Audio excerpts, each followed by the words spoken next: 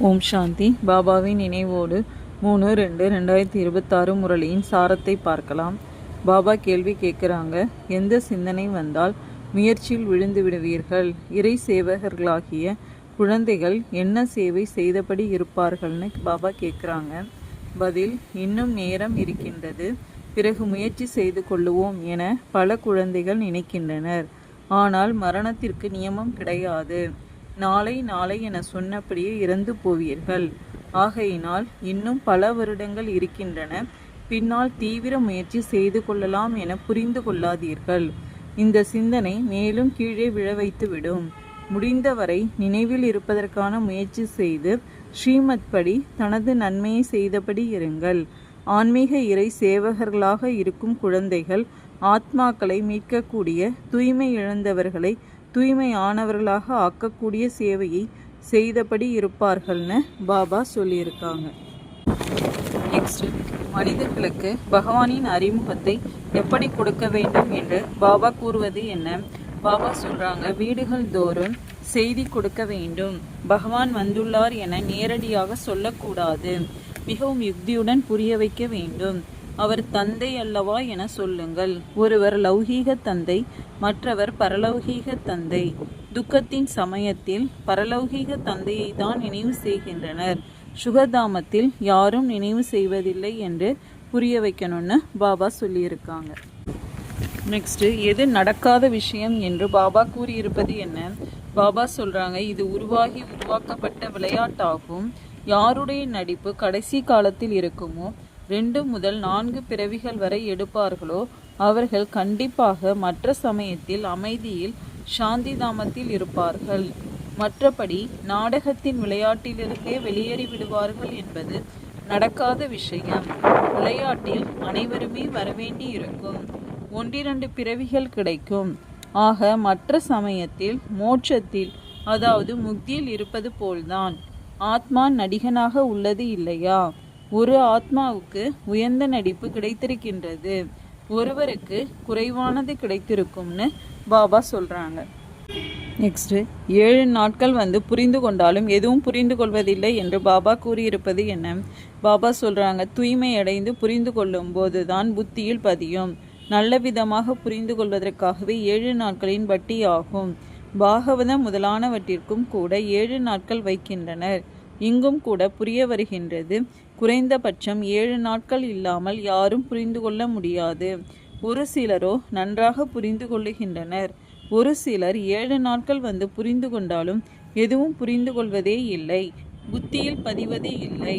நாங்கள் 7 நாட்கள் வந்தோம், எங்களுடைய புத்தியில் எதுவும் நிலைக்கவில்லை என சொல்லிவிடுகின்றனர்.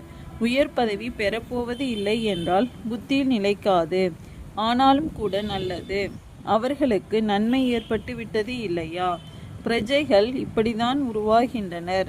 மற்றபடி ராஜ்ய பாக்கியம் பெறுவதில் குப்தமான முயற்சி தேவைப்படுகிறதுன்னு பாபா சொல்றாங்க. நெக்ஸ்ட், தந்தை எந்த வித்தியாசத்தை புரிய வைக்கிறேன் என்று கூறியிருப்பது என்ன? பாபா சொல்றாங்க, இப்போது நாம் மனிதரிலிருந்து தேவதை ஆவதற்கான மரக்கன்றினை நடுகிறோம் என நீங்க தெரிஞ்சிருக்கிறீங்க.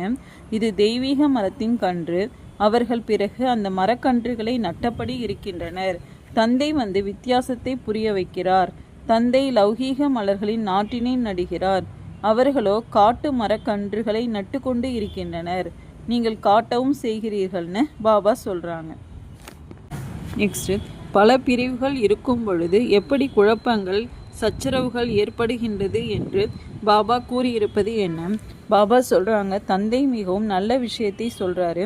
பல தர்மங்கள் விநாசமாகிவிடும் மற்றும் ஒரே ஒரு தேவி தேவதா தர்மத்தின் குடும்பத்தை ஸ்தாபனை செய்கின்றார். சத்யுகத்தில் ஒரே ஒரு ஆதிசநாதனா தேவி தேவதா தர்மத்தின் குடும்பம் இருந்தது. மற்ற இவ்வளவு குடும்பங்கள் பிரிவுகள் இருக்கவில்லை. பாரதத்தில் எத்தனை குடும்பங்கள் இருக்கின்றன? குஜராத்தி குடும்பம், மகாராஷ்டிரா குடும்பம். உண்மையில் பாரதவாசிகளின் குடும்பம் ஒன்றுதான் இருக்க வேண்டும். பல குடும்பங்கள் இருந்தன என்றால் கண்டிப்பாக தங்களுக்குள் சச்சரவுகள் செய்தபடிதான் இருப்பார்கள். பிறகு கலவரங்கள் ஏற்படும். குடும்பத்திற்குள்ளும் கலவரங்கள் ஏற்படும். கிறிஸ்தவர்களுக்கு தம்முடைய குடும்பம் இருப்பது போல அவர்களுக்குள்ளும் கூட சண்டை ஏற்படுகின்றது. 2 சகோதரர்கள் தங்களுக்குள் ஒத்துப்போவது இல்லை. தண்ணீர் கூட பிரித்து கொடுக்கப்படுகின்றது. சீக்கிய தர்மத்தவர்கள் புரிந்து கொள்ளுகின்றனர், நாம் நம்முடைய சீக்கிய தர்மத்திற்கு அதிகமான சுகம் கொடுக்கலாம் என்று. பிரிவுகள் ஏற்படும் போது குழப்பங்கள், சச்சரவுகள் ஏற்படுது. இறுதி சமயத்தின் போது கலவரங்கள் முதலானவைகள் அனைத்தும் வந்துவிடுகின்றன. தங்களுக்குள் சண்டையும் தொடங்கி விடுகின்றனர்னு பாபா சொல்லியிருக்காங்க. நெக்ஸ்ட், பெரிய பெரிய மனிதர்கள் என்ன சொல்கின்றனர் என்று பாபா கூறுவது என்ன? பாபா சொல்றாங்க, விநாசம் ஏற்படத்தான் போகிறது. அணு ஆயுதங்களை அதிக அளவில் உருவாக்கியபடி இருக்கின்றனர். பெரிய யுத்தம் நடந்த போது 2 குண்டுகளை போட்டார்கள். இன்னும் நிறைய உருவாக்கி இருக்கின்றார்கள். புரிந்து கொள்ளக்கூடிய விஷயம் இல்லையா? இந்த யுத்தம் அதே மகாபாரத யுத்தம் ஆகும் என நீங்க புரிய வைக்கணும். இந்த யுத்தத்தை நிறுத்தாவிட்டால் முழு உலகமும் தீப்பற்றிவிடும் என பெரிய பெரிய மனிதர்கள் சொல்லுகின்றனர். தீ பிடிக்கத்தான் போகின்றது. அதை நீங்கள் தெரிஞ்சிருக்கிறீங்கன்னு பாபா சொல்றாங்க. நெக்ஸ்ட், எந்த விஷயத்தை குழந்தைகளாகிய நாம் தான் தெரிந்திருக்கின்றோம், மற்றவர்கள் புரிந்து கொள்ள முடியாது என்று பாபா கூறியிருப்பது என்ன? பாபா சொல்றாங்க, நாளுக்கு நாள் உங்களிடம் வந்தபடி இருப்பாங்க, மெல்ல மெல்ல வருவாங்க. இப்போதே பெரிய பெரிய ராஜாக்கள் வந்துவிட்டால் பிறகு தாமதம் இருக்காது, உடனடியாக ஓசை வெளிப்பட்டு விடும். ஆகையினால் யுக்தியுடன் மெதுமெதுவாக நடந்து கொண்டிருக்கிறது. இது குப்தமான ஞானமாகும். இவர்கள் என்ன செய்து கொண்டிருக்கிறார்கள் என்பது யாருக்குமே தெரியாது. ராவணனுடனான உங்களுடைய யுத்தம் எப்படி இருக்கின்றது? இதனை நீங்கள் தான் அறிவீர்கள். யாரும் தெரிந்து கொள்ள முடியாதுன்னு பாபா சொல்லியிருக்கிறாங்க. அச்சா, ஓம் சாந்தி.